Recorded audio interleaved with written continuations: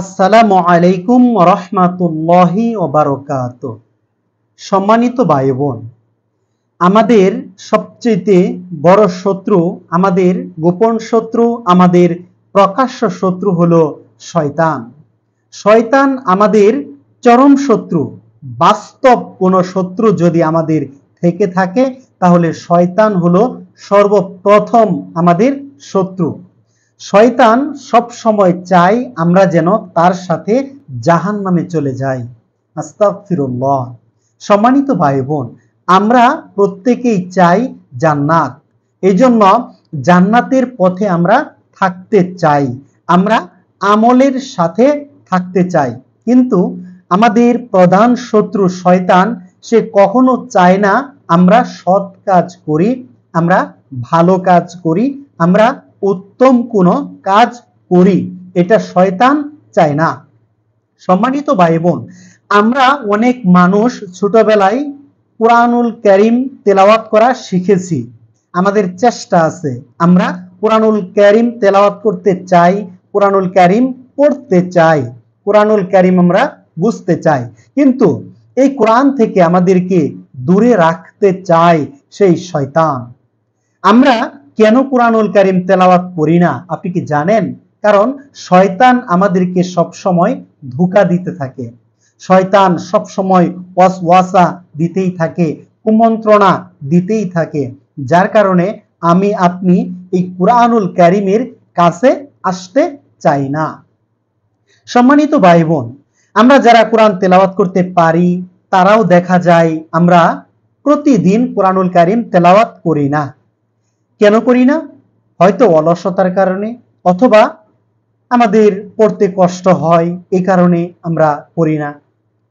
অবশ্যই অবশ্যই কোনো কিছু করতে হলে কষ্ট তো করতেই হবে, কষ্ট করতেই হবে। কষ্ট ছাড়া কোনো কিছুই করা সম্ভব নয়।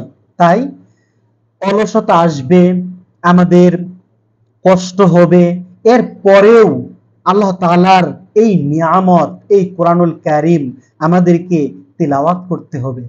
আমাদেরকে তাদেরকে বন্ধুরূপে গ্রহণ করতে হবে যারা কোরআনকে ভালোবাসে, যারা কোরআন শিখে, যারা কোরআন শিখায়, যারা কোরআনুল কারীম তিলাওয়াত করে, যারা কোরআনুল কারীম পড়ে, যারা কোরআনুল কারীম শুনে, যারা কোরআন নিয়ে চিন্তা ভাবনা করে, যারা কোরআন নিয়ে গবেষণা করে, যারা কোরআন নিয়ে তাদাব্বুর করে, তাদেরকেই আমাদের বন্ধুরূপে গ্রহণ করতে হবে।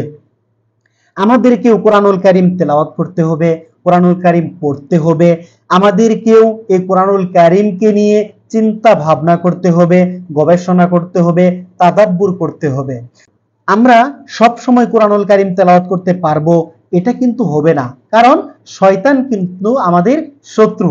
শয়তান সব সময় আমাদের পিছনে লেগেই থাকবে, শয়তান আমাদেরকে ওয়াসওয়াসা দিবে। তাই শয়তানের কথা না শুনে সব সময় আমাদেরকে এই কোরআনুল কারীমের মতো সবচেয়ে বড় একটি নিয়ামতের সাথে থাকতে হবে।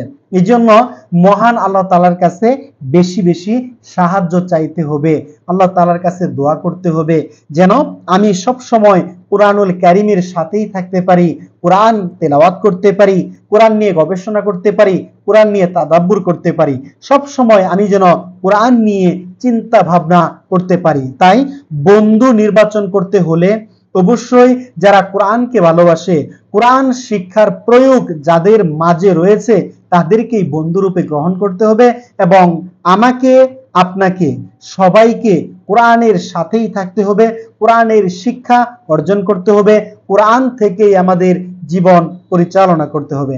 তাই সম্মানিত ভাই বোন, আসুন কোরআনুল কারীমকে ভালোবাসি, কোরআনুল কারীম শিখি। আমরা যারা এখনো কোরআনুল কারীম শিখি নাই, আসুন অতি দ্রুত আমরা কোরআনুল কারীম শিখি। মহান আল্লাহ তাআলার পক্ষ থেকে নাজিলকৃত মহাগ্রন্থ আল কোরআন আমাদের জন্য হলো সবচেয়ে বড় একটি নিরাপদ নিয়ামত, আল্লাহ তাআলার পক্ষ থেকে আলো, নূর, যা অন্ধকারকে দূরীভূত করবে, অন্ধকারকে দূরে সরিয়ে দিবে, জাহান্নাম থেকে আমাদেরকে বাঁচাবে। বর্তমান সময়ে এমন একটি গ্রন্থের নাম হলো আল কোরআন। তাই আসুন আমরা কোরআন তেলাওয়াত করি, কোরআন অনুযায়ী আমাদের নিজেদের জীবন গঠন করি। আল্লাহ তাআলা আমাদেরকে সাহায্য করুন, আমাদেরকে কোরআন শিক্ষার তৌফিক দান করুন, কোরআন অনুযায়ী আমল করার তৌফিক দান করুন। আমিন ইয়া রাব্বাল আলামিন।